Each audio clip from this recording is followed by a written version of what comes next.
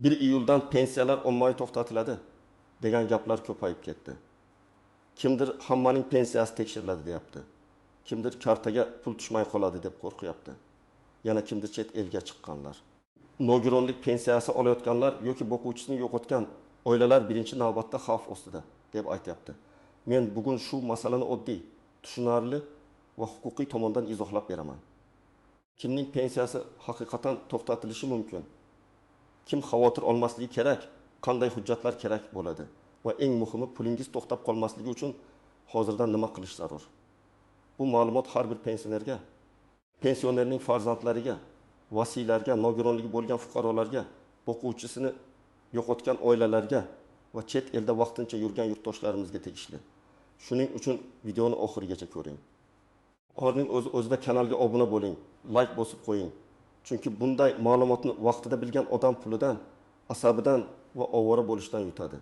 Avval pensiya tizimida ko'p narsa qog'oz hujjatlar, mahalla ma'lumotnomasi, bankdagi holat, pensionerning shaxsan kelib tasdiqlashi yoki pensiya jamg'armasi xodimlarining alohida tekshiruvi orqali yuritilardi.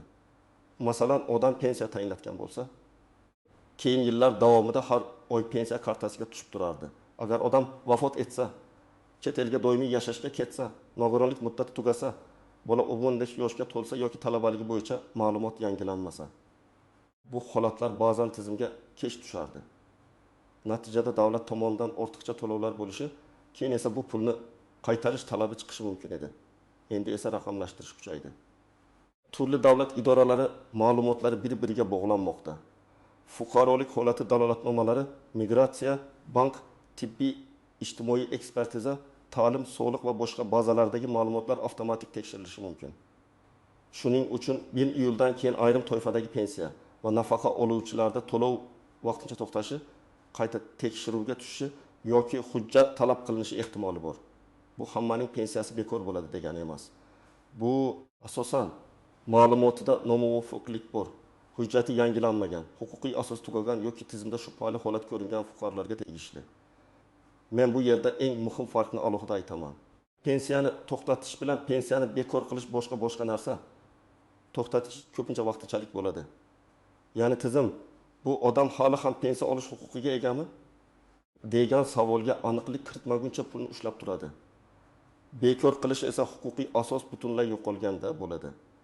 Masalan, o'quvchisini yo'qotgan pensiyasini olayotgan bola 15 yoshga to'lib o'qimayotgan bo'lsa, uning huquqi tugashi mumkin. Nogironlik pensiyasi muddati tugab, qayta ko'rikdan o'tilmagan bo'lsa, to'lov to'xtaydi. Lekin hujjat topshirilib, huquq tasdiqlansa, ko'p holatda to'lov qayta tiklanadi. Ayrim hollarda o'tgan oylar uchun ham hisob-kitob qilinadi. Endi kimlar ko'proq e'tiborli bo'lishi kerakligini birma-bir tushuntiraman. Birinchi toifa nogironlik pensiyasi yoki nafaqasi olayotgan fuqarolar. Agar nogironlik muddatsiz belgilangan bo'lsa, odatda odam har yili qayta ko'rikdan o'tavermaydi. Lekin nogironlik muddati 1 yil, 2 yil yoki muayyan sanagacha belgilangan bo'lsa, shu muddat tugaganda tibbiy ijtimoiy ekspertiza xulosasi yangilanmasa to'lov to'xtashi mumkin. Masalan, fuqaro 2024 yil 20 iyunda 2 guruh nogironligi bo'yicha xulosa olgan. Xulosa 2025 yil 20 iyungacha amal qiladi. Agar u iyun oxirigacha qayta ko'rikdan o'tmasa, iyul oyida pensiya tushmasligi mumkin. Bu yerda davlat pensiyani olib qo'ydi demaymiz, asos yangilanmagan bo'ladi. Ikkinchi toifa. Boquvchisini yo'qotganlik pensiyasi olayotgan oilalar. Bu yerda eng ko'p xato yosh bilan bog'liq. Bola 15 yoshga to'lguncha pensiya olishi mumkin. Agar u kunduzgi ta'limda o'qisa, belgilangan yoshgacha davom etishi mumkin. Lekin o'qish haqida ma'lumot tizimida ko'rinmasa, talabalik ma'lumotnomasi yangilanmasa yoki bola o'qishni tashlab ketgan bo'lsa, to'lov to'xtaydi. Masalan, otasidan ayrilgan oila farzandi 17 yoshga to'ldi. U kollej yoki universitetga kirmadi. Ona esa oldin tushardi, endi ham tushish kerak deb o'ylaydi. Yo'q, bu holatda huquqiy asos tugaydi. Yana bir misol, farzand universitetning kunduzgi bo'limida o'qiyapti. Lekin elektron bazada ma'lumot kechikib ko'rinmoqda. Shunda pensiya jamg'armasiga o'qish joyidan ma'lumotnoma olib borish kerak bo'ladi. Uchinchi toifa chet elga ketgan pensionerlar. Bu juda nozik masala. Agar odam vaqtincha mehmonga davolanishga yoki farzandlarini ko'rgan chet elga chiqsa, bu avtomatik pensiyadan mahrum bo'ladi degani emas. Lekin odam uzoq muddat chet elda bo'lsa, doimiy yashash uchun ro'yxatdan chiqqan bo'lsa, bank kartasidan boshqa odam muntazam pul olayotgan bo'lsa yoki pensionerning tirikligi, yashash joyi, shaxsiy ma'lumoti tasdiqlanmagan bo'lsa, to'lov tekshiruviga tushishi mumkin. Masalan, 7-2 yoshli ona Rossiyadagi farzandiniga ekiz o'yga ketdi. Pensiyasi O'zbekistondagi kartaga tushyapti. Kartani esa qo'shnisi olib ishlatyapti. Tizim bank operatsiyalarini, migratsiya ma'lumotini va shaxsiy tasdiqlarni solishtirganda savol tug'ilishi mumkin. Bunday vaziyatda oldindan pensiya jamg'armasiga murojaat qilish, ishonchnoma rasmiylashtirish. Zarur bo'lsa konsullik orqali hayotlikni tasdiqlash muhim. 4-toifa pensiyani boshqa odam orqali olayotganlar. Keksa, kasal yoki harakatlanishi qiyin bo'lgan pensionerlar ko'pincha farzandi, kelini, nabrasi yoki qo'shnisi orqali pensiya oladi. Agar ishonchnoma muddati tugagan bo'lsa, bank kartasi boshqa odam qo'lida bo'lsa, pensionerning o'zi umuman ko'rinmasa, tizim buni xavfli holat deb baholashi mumkin. Chunki amaliyotda shunday holatlar bo'lgan. Odam vafot etgan, lekin yaqinlari bir necha oy pensiyasini yechib kelgan. Yoki pensioner tirik, lekin pul o'ziga berilmagan. Shu sababli davlat pensionerning o'z huquqini himoya qilish uchun ham tekshiruvni kuchaytiradi. 5-toifa yashash joyi, pasport ma'lumoti yoki bank rekvizitlari o'zgarganlar. Ba'zi odamlar yangi ID karta oladi. Familiyasini o'zgartiradi, boshqa tumanga ko'chadi, bank kartasini almashtiradi, lekin pensiya jamg'armasiga xabar bermaydi. Oldin bu narsa darrov sezilmasligi mumkin edi. Endi esa bazalar solishtirilganda nomuvofiqlik chiqadi. Masalan, pasport bazasida odamning familiyasi yangi, bankda eski, pensiya jamg'armasida esa 3-ko'rinishda turibdi. Bunday mayda ko'ringan farq ham to'lovning kechikishiga sabab bo'lishi mumkin. Kimlar xavotir olmasligi kerak? Agar siz yoshga doir pensiya olayotgan bo'lsangiz, hujjatlaringiz to'g'ri bo'lsa, kartangiz o'zingizda bo'lsa, yashash joyingiz, pasportingiz va bank ma'lumotlaringiz yangilangan bo'lsa, nogironlik yoki boquvchisini yo'qotganlik kabi muddatli asosga bog'liq bo'lmasangiz, odatda vahimaga asos yo'q. Har oy pensiya olayotgan oddiy pensionerlarning hammasi bir kunda pensiyasiz qoladi degan gap noto'g'ri. Lekin men baribir har bir pensionerga profilaktika sifatida ma'lumotlarini tekshirtirib qo'yishni maslahat beraman. Keling, hayotiy misollar bilan yanada aniqroq tushuntiraman. Birinchi misol. 68 yoshli ota yoshga doir pensiya oladi. U Toshkent viloyatidan Samarqandga ko'chdi, lekin ro'yxatini yangiladi. ID kartasi bor. Bank kartasi o'zida pensiya jamg'armasidagi ma'lumotlar mos. Bunday odamning pensiyasi to'xtashi uchun odatda sabab yo'q. Ikkinchi misol. 60 yoshli ayol 2 guruh nogironligi bo'yicha pensiya oladi, lekin nogironlik xulosasi 3 yilda tugaydi. U men ko'p yildan beri olaman. O'zi davom etadi deb o'ylasa, yo'lda pul tushmay qolishi mumkin. U qayta ko'rikdan o'tishi kerak. Uchinchi misol, 19 yoshli talaba otasidan boquvchisini yo'qotganlik pensiyasi oladi. Agar u kunduzgi bo'limda o'qishini tasdiqlasa, to'lov davom etadi. Agar sirtqi bo'limga o'tgan bo'lsa yoki o'qishdan chetlatilgan bo'lsa, to'lov to'xtashi mumkin. To'rtinchi misol, pensioner ayol Turkiyaga 2 yilga ketgan. O'zbekistondagi kartasidan nabrasi pul yechyapti. Bu holatda tiriklik, vakolat va yashash maqomi bo'yicha hujjatlar talab qilinishi ehtimoli katta. Endi istisnolar. Yashirin xavflar va ko'pchilik e'tibor bermaydigan nozik jihatlarga o'tamiz. Eng birinchi nozik jihat pensiya tushmadi degani har doim pensiya to'xtatildi degani emas. Ba'zan bank texnik kechikadi. Karta muddati tugagan bo'ladi. SMS xizmati ishlamaydi, bank ilovasi yangilanmaydi yoki to'lov grafiki boshqa kunga suriladi. Shuning uchun birinchi kuni vahima qilmaslik kerak. Lekin 2-3 ish kuni ichida pul tushmasa, bankdan ham, pensiya jamg'armasidan ham sababini aniqlash zarur. Ikkinchi nozik jihat. Ortiqcha to'langan pensiya keyin qaytarilishi mumkin. Masalan, nogironlik muddati tugagan, lekin tizimda kechikish bo'lib yana 2 oy pul tushgan. Keyin tekshiruvda bu oylar uchun huquq yo'q edi deyilsa, ortiqcha to'lovni qaytarish masalasi chiqadi. Shuning uchun pul tushyapti, demak hammasi joyida deb o'ylash har doim ham to'g'ri emas. Agar siz huquqiy asos tugaganini bilsangiz, masalani yashirmang, darhol aniqlashtiring. Aks holda keyinchalik katta qarzdorlik paydo bo'lishi mumkin. Uchinchi nozik jihat, ishonchnoma muddati. Ko'pchilik bir marta notarial ishonchnoma qildim, endi yillar davomida ishlaydi deb o'ylaydi. Aslida ishonchnomaning muddati bo'ladi. Muddati tugasa bank yoki pensiya organi boshqa odamga pul berishni rad qilishi mumkin. Agar pensioni yotib qolgan, yurishga qiynaladigan yoki chet elda bo'lsa, ishonchnomani oldindan yangilash kerak. Bunda pensionerning roziligi, shaxsi va holati aniq tasdiqlanishi shart. 4-nozik jihat.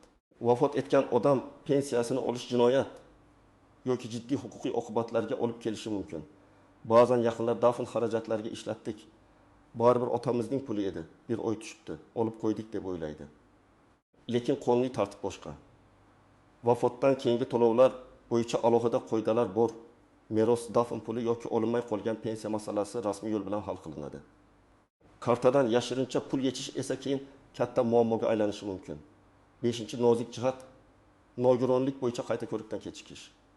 Agar odam sog'lig'i sabab vaqtida bora olmasa, shifoxonada yotsa yoki harakatlana olmasa, bora olmadim, demak pensiya tugadi deb tashlab qo'ymaslik kerak.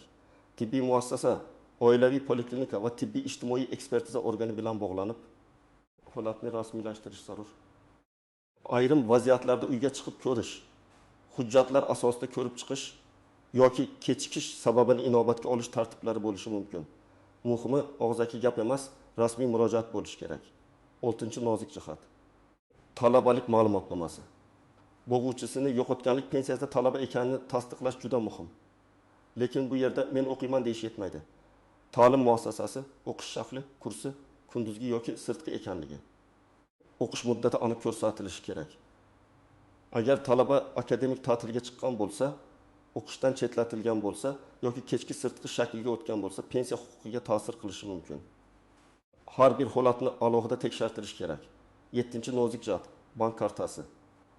Kartaning muddati tugasa, bloklansa, yo'q bo'lsa yoki bank o'zgarsa, pensiya tizimida ham rekvizitni yangilash talab qilinishi mumkin. Masalan, pensioner yangi karta ochdi, lekin eski kartaga bog'langan to'lov yopildi. Natijada pul qaytib ketishi yoki kechikishi mumkin. Banka borib pensiya kelmadi deyishning o'zi yetmasligi mumkin. Pensiya jamg'armasida ham hisob raqam mosligini tekshirtirish kerak. 8-nozik jihat. Mahalladan so'rashdi. Demak pensiyani kesishmoqchi degan vahima. Ba'zan mahalla hokim yordamchisi, ijtimoiy xodim yoki boshqa mas'ul shaxslar pensionerning yashash holatini aniqlashtiradi. Bu har doim jazolash uchun emas. Ba'zan yolg'iz keksalarni aniqlash, ijtimoiy yordam ko'rsatish, vasiylik holatini tekshirish yoki hujjatdagi xatoni tuzatish uchun ham bo'ladi. Lekin sizdan hujjat so'rashda kim so'rayotgani, qaysi tashkilot nomidan, nima maqsadda so'rayotganini aniqlang. Hech qachon bank kartangiz PIN kodini, SMS kodini yoki ilova parolini bermang. Endi eng muhim qism, nima qilish kerak? Men sizga aniq tartibni aytaman. Birinchi qadam, o'zingiz yoki ota-onangiz qaysi turdagi pensiya olayotganini aniqlang. Yoshga doir pensiyami? Nogironlik pensiyasimi? Boquvchisini yo'qotganlik pensiyasimi? Ijtimoiy nafaqami? Chunki har birining to'xtatilish sababi boshqa.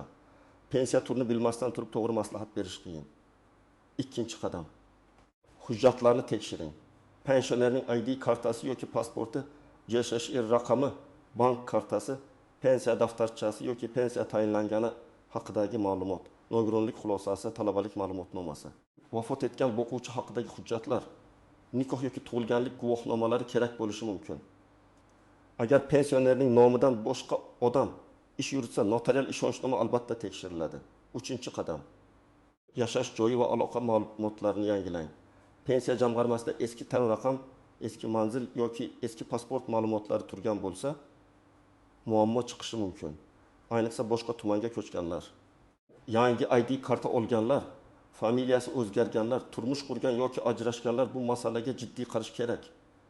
4-qadam, pensiya jamg'armasining tuman yoki shahar bo'limiga murojaat qiling. Borganingizda shunchaki pensiyam to'xtamasin demang. Aniq savol bering. Mening pensiya ishimda hujjatlar to'liqmi? Nogironlik muddati qachongacha? Bank rekvizitim to'g'rimi? Menda to'lovni to'xtatishga sabab bo'ladigan nomuvofiqlik bormi? Agar javob og'zaki bo'lsa, muhim holatlarda yozma murojaat qiling. Yozma murojaatda FESH, JSHR, manzil, telefon raqam, pensiya turi va muammo qisqa aniq yoziladi. 5-qadam, agar pensiya tushmay qolsa, darhol sababini hujjatlashtiring. Avval bankka murojaat qilib, karta faolmi, hisob raqam to'g'rimi, to'lov kelgan kelmaganini tekshiring. Keyin pensiya jamg'armasiga boring yoki rasmiy murojaat yuboring. Menga falon oy pensiya to'lovi kelmadi. Sababini yozma ravishda tushuntirib berishingizni va huquqim bo'lsa to'lovni tiklashingizni so'rayman deb yozish mumkin. Shikoyat qilishdan oldin sababni bilish kerak. Chunki ba'zan muammo bankda, ba'zan hujjatda, ba'zan esa huquqiy asosda bo'ladi. 6-qadam nogironlik bo'yicha pensiya oluvchilar qayta ko'rik sanasini kalendarga yozib qo'ysin. Men buni juda oddiy, lekin juda foydali maslahat deb bilaman. Xulosa tugashidan kamida 1 oy oldin oilaviy shifokor, poliklinika va tegishli komissiya bilan bog'laning. Tibbiy hujjatlar, epikrizlar, tahlillar, davolanish varaqalari. Shifokor xulosalarini tayyorlang. Oxirgi haftagacha kutmang, chunki navbat hujjat yetishmasligi yoki tizimda kechikish pensiyaga ta'sir qilishi mumkin. 7-qadam. Boquvchisini yo'qotgan oilalar farzandning yoshi va o'qishini nazorat qilsin. 15 yoshga yaqinlashayotgan bola bo'lsa, oldindan ta'lim masalasini aniqlang. Agar u o'qishga kirgan bo'lsa, kunduzgi shaklida o'qiyotganini tasdiqlovchi ma'lumotnoma oling. Agar o'qishni tugatsa yoki shaklini o'zgartirsa, buni yashirmang. Yashirish keyin ortiqcha to'lov qarziga olib kelishi mumkin. 8-qadam. Chet eldagi pensionerlar ishonchnoma va tiriklikni tasdiqlash masalasini oldindan hal qilsin. Agar pensioner uzoq muddat O'zbekistondan tashqarida bo'lsa, O'zbekiston konsulligi notarial tartib. Pensiya jamg'armasi talablari bo'yicha maslahat olish kerak. Kartam uyda pulni bolam olib turadi degan usul xavfli. Hammasi rasmiy bo'lsa, keyin hech kim sizni ortiqcha ovora qilmaydi. 9-qadam. Telefon orqali kelgan shubhali qo'ng'iroqlarga ishonmang. Pensiyangiz to'xtaydi, kodni ayting, kartangizni tekshiramiz. Iyuldan ro'yxatdan o'tkazamiz deb qo'ng'iroq qiladigan firibgarlar ko'payishi mumkin. Men qat'iy aytaman, hech bir rasmiy xodim sizdan SMS kod, bank karta PIN kodi yoki mobil ilova parolini so'ramaydi.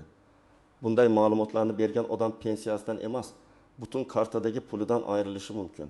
10-qadam. Barcha murojaatlarning nusxasini saqlang. Bankka bordingizmi? Pensiya jamg'armasiga ariza berdingizmi? Tibbiy komissiyaga hujjat topshirdingizmi? Hammasini iz qolsin. Ariza raqami, sana qabul qilgan xodim, javob muddati muhim.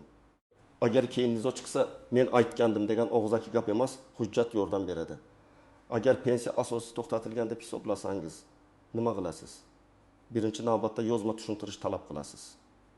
Sababini bilmasdan shikoyat yozish qiyin. Sabab chiqqandan keyin hujjat yetishmasa, hujjatni topshirasiz. Agar hujjatlar to'liq bo'lsa-yu, baribir to'lov tiklanmasa, yuqori turuvchi pensiya jamg'armasi organiga, tegishli vazirlikka, xalq qabulxonasiga yoki sudga murojaat qilish mumkin. Lekin men har doim birinchi bosqichda muammoni joyida, hujjat bilan xotirjam hal qilishni maslahat beraman. Ko'p holatda xatolik ma'lumotlar bazasidagi nomuvofiqlik yangilanmagan hujjat yoki bank rekviziti sababli bo'ladi. Yana bir muhim masala, pensiya oluvchining o'zi yoshi katta bo'lsa, farzandlari befarq bo'lmasin. Ko'p onaxon va otaxonlar qaysi hujjat qayerda ekanini bilmaydi. Telefoniga SMS keladi, lekin o'qiy olmaydi. Bank ilovasidan foydalana olmaydi. Farzandlar oyga bir marta ota-onasining kartasi, hujjati, telefon raqami da yashash joyi va pensiya tushumini tekshirsa, ko'p muammolarning oldi olinadi. Lekin bu yordam pensionerning roziligi va manfaatini himoya qilish uchun bo'lishi kerak. Uning pulini nazoratsiz ishlatish uchun emas. Men sizlarga yana shuni ta'kidlayman. Iyul atrofidagi eng katta xavf pensiyaning o'zi emas, ma'lumotning noto'g'riligidir. Davlat tizimi siz haqingizdagi ma'lumotlarni solishtirganda hammasi mos chiqsa, muammo bo'lmaydi. Lekin pasport boshqa, bank boshqa, yashash joyi boshqa, nogironlik muddati tugagan, talabalik tasdiqlanmagan, ishonchnoma muddati o'tgan bo'lsa, tizim avtomatik ravishda aniqlashtirish kerak deydi. Ana shu aniqlashtirish jarayonida odam bir oy yoki undan ko'proq pensiyasiz qolib ketmasligi uchun hozirdan harakat qilish kerak. Demak, 1 iyuldan pensiyalar ommaviy ravishda hammadan olib qo'yiladi degan vahmaga berilish kerak emas. Lekin hujjati to'liq bo'lmaydi, muddati tugayotgan, boquvchisini yo'qotganlik pensiyasida yosh yoki o'qish sharti o'zgargan, chet elda uzoq yurgan, ishonchnomasi eskirgan yoki bank ma'lumotlari mos kelmaydigan fuqarolar albatta tekshirtirish kerak. Eng to'g'ri yo'l hujjatlarni yig'ish, pensiya jamg'armasiga aniq savol bilan murojaat qilish. Bank rekvizitlarini tekshirish va hamma narsani yozma tasdiqlab qo'yish. Agar sizning oilangizda pensioner bo'lsa, bu videoni ularga tushuntirib bering. Izohlarda yozing. Sizda pensiya kechikishi, hujjat so'ralishi yoki to'lov to'xtashi bilan bog'liq holat bo'lganmi? Fikringizni qoldiring. Boshqalarga ham foydasi tegadi. Videoga like bosing, kanalga obuna bo'ling. Chunki men bunday muhim ijtimoiy va huquqiy masalalarni oddiy tilda tushuntirib boraman.